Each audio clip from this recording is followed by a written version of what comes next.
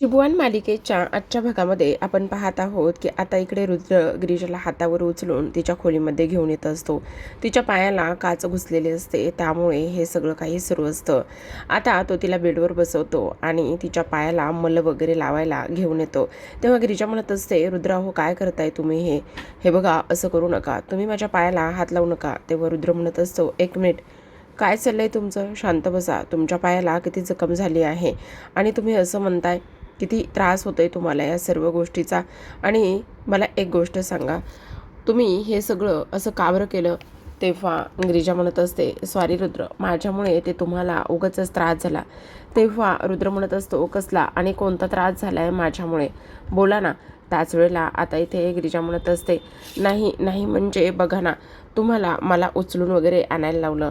त्याच वेळेला रुद्र म्हणत असतो, हां बाकी त्रास झाला आहे मला तुमचा, पण तुम्हाला उचलून वगैरे आणायला लागलं ह्या गोष्टीचा मला त्रास नाही झाला, असं सुद्धा आता इकडे तो बोलत असतो.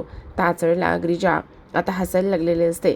तेव्हा इकडे आता तो म्हणत असतो, मला एक गोष्ट सांगा गिरिजा, ह्या सगळ्या गोष्टी करण्याची तुम्हाला काय गरज होती? म्हणजे जर तुम्हाला इकडे टॅडी हवा होता तर तुम्ही टॅडी मला मागायचा आणि मी दिला असता. तुम्हाला हे सगळं करण्याची काय आणि कशामुळे गरज होती? तुम्ही असं हे सगळं का बरं केलं आहे गिरिजा? हे तुमचं वागणं मला अजिबात आवडलेलं नाही. फारच चुकीच्या वागलेला आहात गिरिजा तुम्ही, असं सुद्धा आता इकडे तो बोलत असतो. ह्या सगळ्या काही गोष्टी बोलल्यानंतर आता लगेचच गिरिजा म्हणत असते, सॉरी रुद्र, मला ते सगळं काही त्यावेळेला समजलंच नाही, पण मला तो टॅडी हवा होता, बस इतकंच, याच्या पलीकडे काही नाही. त्याच वेळेला रुद्र म्हणत असतो, हो गिरिजा, पण मला हे तुमचं वागणं जे आहे ना ते काही पटतच नाही. तुम्ही कधी कसं वागाल ना हे काहीही कोणीही सांगू शकत नाही, असं सुद्धा आता इकडे तो बोलत असतो. त्याच वेळेला त्याने आता हा मलम तिला लावून दिलेला असतो आणि स्पष्टपणे असं सांगितलेलं असतं की आता इथून अजिबात उठायचं नाही आहे. काही जरी झालं ना तरीसुद्धा इथे फक्त आणि फक्त आराम करायचा आहे. इथून तुम्ही अजिबात उठणार नाही आहात, असं सुद्धा इथे लगेचच आता इकडे ती बोलत असतं. त्याच वेळेला हे सगळं काही बोलल्यानंतर आपण पाहतो की इकडे आता जी काही गिरिजा आहे ती म्हणत असते, हो रुद्र, ते सर्व गोष्टी खऱ्या आहेत, पण मला कामं करायची, तर तुम्ही अजिबात इथून कुठेही जाणार नाही आहात आणि कामं तर मुळात अजिबातच करणार नाही आहात. मी तुमच्याकरिता हळदीचं दूध पाठवतो. त्याच वेळेला गिरिजा म्हणत असते, अहो रुद्र, पण असं काय करताय? हे बघा, मला असं इथे बसून नाही जमणार आहे. तेव्हा तो म्हणत असतो, नाही, मी तुमचं काहीच ऐकून घेणार नाही आहे.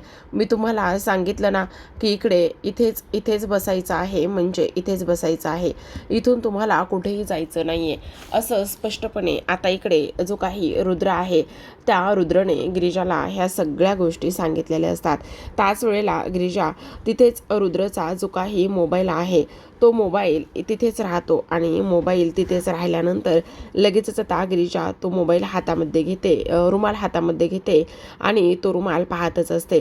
आता संध्याकाळी इथे सगळ्यांनीच होळीची छान अशी तयारी केलेली असते आणि होळीची छान अशी तयारी केल्यानंतर आपण पाहतो की इकडे आता देवकी, वासंती आणि त्याचबरोबर गिरिजा ह्या दोघी जणी आता इकडे पूजा करत असतात. आणि ह्या दोघी जणी पूजा करत असताना आता इकडे तेवढ्यातच गिरिजा येते आणि गिरिजा तिथे आल्यानंतर ती म्हणत असते, आई काय करताय? तेव्हा ती म्हणत असते, नाही ग, काही नाही. नाही म्हणजे तुमचं ना ह्या सगळ्या गोष्टीकडे अजिबातच लक्ष नाही आहे, म्हणून मी तुम्हाला विचारलं तुम्ही काय करताय. त्याच वेळेला ती म्हणत असते, नाही ग, खरं सांगू का आई, खरं खरं सांगा काय झालेलं आहे, कशाबद्दल एवढा विचार तुम्ही करत आहात? त्याच वेळेला आता इकडे गिरिजा म्हणत असते, बोला ना आई, सांगा ना काय झालेलं आहे. तेव्हा इथे आता वासंती म्हणत असते, अगं त्याचं काय झालं ना गिरिजा, खरं खरं सांगू का? हां बोला आई. त्याच वेळेला आता इकडे ती म्हणत असते, अगं मी जेव्हा बाहेर गेले होते ना तेव्हा ना मला इकडे आपली ही भेटली, म्हणजे जी काही सगुणा आहे ती भेटली आणि तिला समजलंय की इकडे देवकी जी आहे ना ती इकडे जिवंत आहे. त्याच वेळेला ती म्हणत असते, काय काय सांगताय? त्यांना समजलं? तेव्हा ती म्हणत असते, हो, तिला समजलेलं आहे की इकडे देवकी जिवंत आहे आणि तिला असं वाटतंय की इकडे मी तिला खोटं सांगितलं, मी तिच्यापासून लपून ठेवलं की इकडे देवकी जिवंत नाही. ही गोष्ट मी तिच्यापासून लपवून ठेवली असं तिला वाटत आहे. त्याच वेळेला गिरिजा म्हणत असते, पण हे कुठे कसं शक्य आहे आई?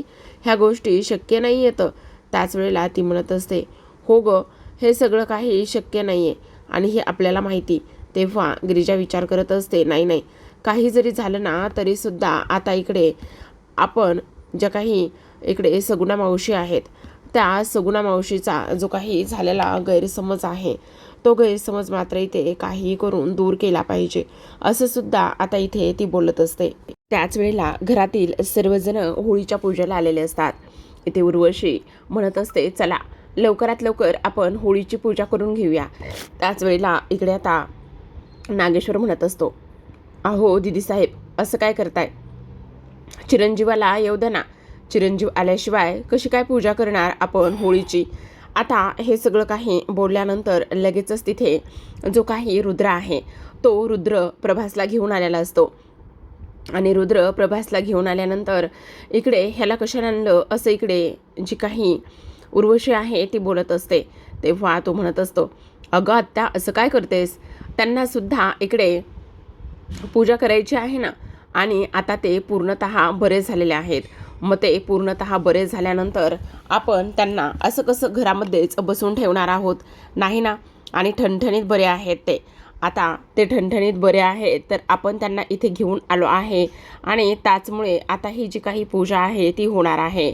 आता इकडे लगेचच जो काही नागेश्वर आहे तो म्हणत असतो, हो हो चिरंजीव, तुम्ही अगदी बरोबर बोलताय, बरं झालं आणलेलं आहे असं म्हणून आता इकडे तो लगेचच ह्या सगळ्या गोष्टी करायला तयार झालेला असतो. आता आपण पाहतो की इकडे दुसऱ्या बाजूला मात्र जो काही नागेश्वर आहे तो नागेश्वर म्हणत असतो, हे बघा मी काय म्हणतोय, तुम्ही चिरंजीव, तुम्ही आणि सुनबाई दोघेही जण इकडे पूजा करून घ्या. त्याच वेळेला इकडे आता तो म्हणत असतो, नाही नाही आबासाहेब, तुम्ही पूजा करा. तेव्हा नागेश्वर म्हणत असतो, नाही नाही, असं कसं? तुम्ही पूजा करा, तुमचा मान आहे तो. आता इकडे गिरिजेच्या मनामध्ये विचार आलेला असतो, हा नेमका मला का बरं पूजा करायला सांगत आहे, तेच मला काही कळत नाही असं सुद्धा गिरिजेच्या मनामध्ये येऊन जातं. आता ह्या सगळ्या गोष्टी गिरिजेच्या मनामध्ये येऊन गेल्यानंतर लगेचच इकडे जो काही प्रभास आहे तो प्रभाससुद्धा विचार करायला लागलेला असतो की नेमकं ह्या नागेश्वरचं चाललंय काय, हा इकडे गिरिजाला का बरं पूजा करायला लावतोय असा सुद्धा इकडे आता तो विचार करत असतो. इकडे आपण दुसऱ्या बाजूला पाहतो की गिरिजा आता पूजा करू लागलेली असते आणि गिरिजा पूजा करत असताना रुद्रसुद्धा तिच्या बाजूला उभा असतो. रुद्र आणि गिरिजाची ही पहिलीच होळी असते. आता दोघेही जण हात जोडून इकडे होलिकाला नमस्कार करत असतात आणि तेव्हा नागेश्वर म्हणत असतो, मग चिरंजीव आता काय मागणार आहात इकडे तुम्ही? तेव्हा तो म्हणत असतो, नाही आबासाहेब, असं काही नाही फार, पण सगळ्यांना चांगलं आरोग्य, सगळ्यांना चांगली सुदबुद्धी ह्याच गोष्टी दे, असंच मी आता इकडे मागणार आहे. आता इकडे गिरिजा नमस्कार करत असते आणि म्हणत असते, हे होळी आहे, इथे खरं तर देवकी मावशींना त्यांचे अधिकार मिळवून देण्याची मला ताकद दे आणि मला असं काहीतरी दे जेणेकरून इकडे मी ह्या सगळ्या गोष्टींचा इथे अंत करू शकते. आणि इकडे लगेचच आता जो काही नागेश्वर आहे तो नागेश्वर इकडे आता रुद्र आणि त्याचबरोबर गिरिजाला होळी पेटवायला लावत असतो. तेव्हा तिथे उभे असलेल्या जे काही आपले प्रभास काका आहेत ते म्हणत असतात, नाही नाही, काहीतरी कुठेतरी पाणी मुरतंय, हा नक्कीच नाग्याचा कसला तरी डाव असावा असा इकडे तो विचार करत असतो. नक्कीच काहीतरी डाव असावा, कारण हा एवढ्या सहजासहजी गिरिजा आणि त्याचबरोबर रुद्र ह्या दोघांना इकडे हे नाही करायला देऊ शकत, होळीचा मान नाही देऊ शकत असं सुद्धा आता इकडे तो बोलत असतो. ह्या सर्व काही गोष्टी इथे बोलल्यानंतर लगेचच आता आपण पाहतो की इकडे दुसऱ्या बाजूला मात्र सगळ्यात महत्त्वाची एक गोष्ट झालेली असते आणि ती म्हणजेच की इथे आता जी काही गिरिजा आहे त्या गिरिजाला पुन्हा एकदा तिचा भूतकाळ आठवू लागलेला असतो. तिला आधीची भीती आहे ही गोष्ट स्पष्टपणे तिच्या चेहऱ्यावर जाणू लागलेली असते आणि त्याचमुळे आता इकडे ती एका गोष्टीचा विचार करते की मला पुन्हा तो त्रास का होऊ लागलाय. इथे तिच्या चेहऱ्यावरची भीती रुद्र पाहतो आणि रुद्र विचारू लागतो, गिरिजा काय होतंय तुम्हाला? सगळं काही ठीक आहे ना गिरिजा? काय होतंय तुम्हाला? गिरिजा बोला ना. त्याच वेळेला गिरिजाला चक्कर येते आणि गिरिजाला चक्कर येत असताना रुद्र तिला जागीच पकडतो. आता रुद्र तिला जागीच पकडल्यानंतर इकडे पाहतो तर गिरिजाला खूप त्रास होत असतो. तेव्हा वासंती म्हणत असते, मला असं वाटतंय की रुद्र, गिरिजाला पुन्हा पहिल्यासारखा त्रास व्हायला लागलाय, पुन्हा तिला इथे कसली तरी भीती वाटायला लागलेली आहे, असं इकडे आता तो म्हणत असतो. त्याच वेळेला गिरिजा रुद्रच्या मिठीत असते. आता इकडे रुद्र तिला उठवण्याचा पूर्ण प्रयत्न करत असतो. उठा गिरिजा, काय झाले? गिरिजा उठा ना, काय झाले? असं इकडे तो काकुलतीला येऊनच म्हणत असतो. तेव्हा गिरिजा आता मिठीत असताना म्हणत असते मनामध्येच, खरंच ह्या मिठीमध्ये किती सेफ वाटतंय. रुद्र, मला माफ करा. तुमच्या नजरेमध्ये प्रत्येक वेळा मला प्रेम दिसतंय आणि आता मी सुद्धा तुमच्या प्रेमात पडली आहे. खरं तर हे मला तुम्हाला सांगायचं आहे, पण तुम्ही माझ्या या सगळ्या गोष्टीवर विश्वास ठेवाल का, हेच मला आता इथे समजत नाही, असं सुद्धा आता इकडे ती बोलू लागते. त्याच वेळेला आपण पाहतो की इकडे हे सगळं काही झाल्यानंतर रुद्र तिला उठवण्याचा पूर्ण प्रयत्न करत असतो. म्हणत असतो, गिरिजा काय होतंय तुम्हाला? गिरिजा काय होतंय तुम्हाला? गिरिजा तुम्ही उठा ना, गिरिजा तुम्ही उठा ना. ह्या सगळ्या गोष्टी तो इथे बोलू लागतो. आणि त्याच वेळेला आता गिरिजा उठलेली असते आणि म्हणत असते, काही नाही रुद्र, काही नाही. तुम्हाला पुन्हा त्या गोष्टीची भीती वाटली का? पुन्हा तुम्हाला काही त्रास होतोय का? आता इकडे नागेश्वर म्हणत असतो, आता एक गोष्ट तर नक्की समजलेली आहे, आणि ती म्हणजेच की ह्या पोरीला आगीची भीती वाटते, आणि हिला आता आगीची भीती वाटत असल्या कारणाने हीच तिची आता कमजोर बाजू आहे, हे आपल्याला ध्येयात ठेवलं पाहिजे, असं सुद्धा आता इथे तो बोलत असतो. आणि ह्या सर्व गोष्टी बोलल्यानंतर आता मात्र नागेश्वर काय करेल हे सांगता येणार नसतं. त्याच वेळेला आता इकडे गिरिजा आणि रुद्र हे दोघेही जण होळीसमोर उभे असून प्रार्थना करत असतात. गिरिजा नागेश्वरला धडा शिकवण्यासाठी प्रार्थना करते, तर इकडे रुद्र म्हणत असतो, सर्वांना चांगले आरोग्य दे, सगळ्यांना चांगली सद्बुद्धी दे, सगळ्यांचं भलं होऊ दे. आणि त्याच वेळेला इकडे गिरिजा म्हणत असते, मला एवढी ताकद दे, मला एवढी शक्ती दे की काही जरी झालं ना तरी सुद्धा ह्या नागेश्वरचा हा जो काही गुण आहे, हा नागेश्वरचा काळा चेहरा आहे, तो मी सर्वांसमोर आणेन. आणि नागेश्वरचा हा काळा चेहरा, हे सगळे गुण सर्वांसमोर आणल्यानंतर इथे ह्याच दिवशी अंतसुद्धा होऊ शकतो, असं गिरिजा म्हणत असते. त्याच वेळेला नागेश्वर म्हणत असतो, आता काही जरी झालं ना तरीसुद्धा इकडे ह्या पोरीला मला संपवण्याची ताकद दे, आणि त्याचबरोबर इथे ह्या पोरीचं काय आहे हे सुद्धा मला समजू दे, आणि त्याहूनही सगळ्यात महत्त्वाची गोष्ट म्हणजे इथे ह्या घरची नशीबवान कोण मुलगी आहे ती सुद्धा लवकरात लवकर सापडू दे, असं नागेश्वर म्हणतो. त्याच वेळेला नागेश्वरच्या इथे अंगावरती एक होळीचा जळता तुकडा पडतो, आणि तेव्हा प्रभास म्हणत असतो, बहुतेक काहीतरी चुकीचंच मागितलं असेल, त्याचमुळे चटका बसलेला आहे. दुसऱ्या बाजूला संध्याकाळची वेळ असते. गिरिजा देवीच्या मंदिरामध्ये गेलेली असते, आणि गिरिजा देवीच्या मंदिरामध्ये गेल्यानंतर आता इकडे ती देवी आईकडे बसलेली असते, आणि छोट्या छोट्या पंत्या असतात. त्या पंत्यांनी तिने रुद्रसाठी सरप्राईज तयार केलेलं असतं. देवीसमोर बसलेली असते आणि देवीला म्हणत असते, देवी आई, तुला खरं सांगू का, आत्तापर्यंत तूच माझी आई आहेस, तूच माझे वडील, तूच माझं सर्व काही. ज्या ज्या गोष्टी आहेत त्या ती मी तेव्हा तेव्हा तुझ्याशी सगळ्या काही शेअर केलेल्या आहेत. आजसुद्धा अगदी तसंच काहीसं माझ्यासोबत होतं आहे बघ. तेव्हा लगेच आता ती म्हणत असते, पण मी जे काही हे करते ना ते रुद्रांना आवडेल ना, रुद्र हे स्वीकारतील ना, असा इकडे आता ती विचार करते आणि नमस्कार करते. आता मी रुद्रला हे सरप्राईज दाखवणार आहे, असं म्हणून आता धावतच रुद्रला बोलून आणायला निघालेली असते. धावतच रुद्रला बोलून आणायला निघाल्यानंतर रुद्राला ती घेऊन आलेली असते आणि म्हणत असते, रुद्र तुमच्यासाठी एक सरप्राईज आहे. त्याच वेळेला रुद्र म्हणत असतो, कसलं आणि कोणतं सरप्राईज आहे? तेव्हा गिरिजा म्हणत असते, चला ना रुद्र, मला तुम्हाला सांगायचं आहे, असं म्हणून आता गिरिजा रुद्रला आतमध्ये देवीच्या मंदिरामध्ये पाठवत असते. त्याच वेळेला आता इकडे जो काही रुद्र आहे तो रुद्र आतमध्ये मंदिरामध्ये जातो आणि समोर पाहतो तर काय, गिरिजाने त्या देवीच्या मंदिरासमोर इकडे आता पंत्यांनी इथे त्याच्यावर असलेल्या प्रेमाची कबुली दिलेली असते आणि ते सगळं काही रुद्र इथे पाहतो. रुद्रने ह्या सगळ्या गोष्टी पाहिल्यानंतर आता तो देवीला नमस्कार करतो. आता रुद्रने ते सगळं काही समोर पाहिलेलं असतं.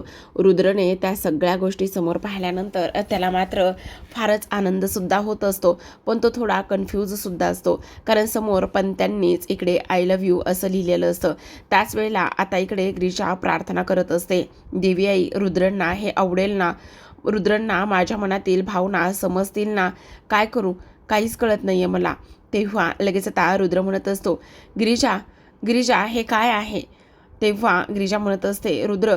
तेव्हा पुन्हा रुद्र म्हणत असतो, गिरिजा खरं खरं सांगा हे काय आहे? हे तुम्ही माझ्यासाठी लिहिलं आहे? असं आता इकडे रुद्र म्हणत असतो. त्याच वेळेला गिरिजा म्हणत असते, हो रुद्र, हे मी तुमच्यासाठी लिहिलं आहे. म्हणजे खरं खरं सांगा, तुम्ही माझ्यासाठी, म्हणजे तुमचं माझ्यावर प्रेम आहे? त्यावर गिरिजा म्हणत असते, हो रुद्र, माझं तुमच्यावर प्रेम आहे. असं म्हणून आता लगेचच इकडे हे सगळं काही सांगितल्यानंतर गिरिजा समोर येते आणि समोर येऊन रडायला लागलेली असते. ती म्हणत असते, रुद्र मला माफ करा, खरंच मनापासून स्वारी रुद्र. त्याच वेळेला रुद्र म्हणत असतो, का स्वारी आणि कशासाठी स्वारी? तेव्हा गिरिजा म्हणत असते, नाही रुद्र, ज्या काही आत्तापर्यंत गोष्टी झाल्यात ना त्या सगळ्या गोष्टींसाठी स्वारी रुद्र. आणि त्याच वेळेला इकडे मला कळलं नाही, माझं प्रेम माझ्या नजरेसमोर होतं, पण मी ते प्रेम तुम्हाला सांगू शकले नाही.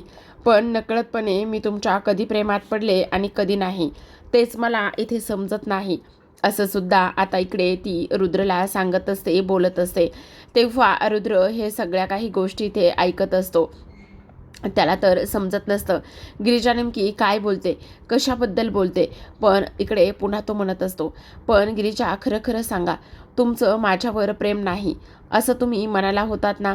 तेव्हा गिरिजा म्हणत असते, हो रुद्र, मी हे सगळं काही म्हणाले होते, पण आज मला कळतंय की माझं तुमच्यावर अगदी मनापासून प्रेम आहे. ह्या सगळ्या गोष्टी मला तुम्हाला सांगायच्या आहेत आणि म्हणूनच मी ते सगळं काही तुम्हाला सांगत आहे. असं सुद्धा आता इकडे गिरिजा म्हणत असते. तेव्हा रुद्र मात्र इकडे गिरिजाकडे पाहतच असतो. गिरिजा म्हणत असते, मला कळलं सुद्धा नाही की मी कधी तुमच्या प्रेमात पडले आणि हे सगळं कधी कधी झालंय हे मला कळलं सुद्धा नाही किंवा समजत सुद्धा नाही. खरंच रुद्र, मनापासून माझं तुमच्यावर प्रेम आहे आणि आय लव्ह यू रुद्र. असं सुद्धा आता इकडे गिरिजा म्हणत असते. ह्या सर्व गोष्टी आता इकडे गिरिजा बोलल्यानंतर आपण पाहतो की इकडे रुद्रला फार जास्त आनंद झालेला असतो. त्याचा आनंद तर आता गगनात मावत नसतो. काय करावं आणि काय नाही ह्या गोष्टी त्याला समजतच नसतात. त्याच वेळेला दोघंही जण एकमेकांचे हात हातात घेऊन उभे असतात. तर आता प्रेक्षकांनो, अशा पद्धतीने गिरिजाने इथे रुद्रला त्याच्यावर असलेल्या त्या प्रेमाची कबुली दिलेली असते. तर आता आजच्या भागामध्ये एवढंच. उद्याच्या भागामध्ये त्यांनी कालचाच प्रोमो दाखवलेला आहे. कारण उद्याच्या भागामध्ये आपण पाहतो की आता सगळेजण धुलीवंदनासाठी जमलेले असतात आणि सगळेजण धुलीवंदनासाठी जमल्यानंतर तिथे आता जी काही सगुणा आहे ती सगुणासुद्धा आलेली असते. आणि सगुणा तिथे आल्यानंतर इकडे आता ते लगेचच तिला उर्वशी समोर दिसते आणि उर्वशी तिचा अपमान करत असते. उर्वशी म्हणत असते, तुझी इथे येण्याची हिंमत कशी झाली?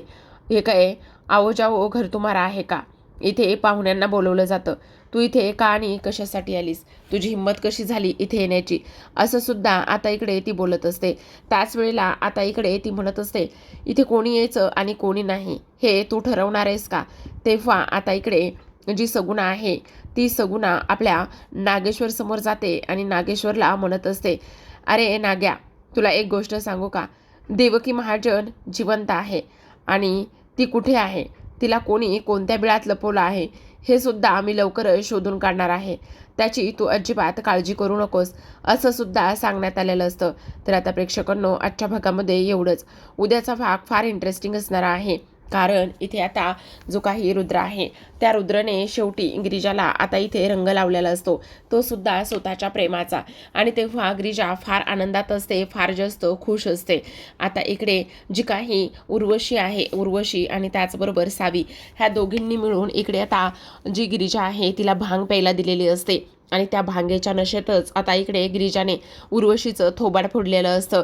कारण इकडे सावी आणि त्याचबरोबर रुद्र हे दोघंही जण फार जवळ असतात, त्यामुळे ह्या सगळ्या गोष्टी झालेल्या असतात. हे सगळं तर झालेलं असतं प्रेक्षकांनो, पण आता उर्वशीचं थोबाड फोडल्यामुळे जो रुद्र आहे तो रुद्र मात्र इथे आता आपल्या जी काही गिरिजा आहे त्या गिरिजावर ओरडत असतो. तुमची हिंमत कशी झाली माझ्या आत्यावर हात उचलण्याची? ती माझी आत्या आहे असं म्हणूनच तिच्यावर तो ओरडत असतो. तर अशाच नवनवीन मालिकांच्या अपडेट्स जाणून घ्यायचे असतील, पाहायचे असतील तर नक्की चॅनलला सबस्क्राईब करा. भेटूयात उद्याच्या भागामध्ये. तोपर्यंत पाहत रहा नशीबवान.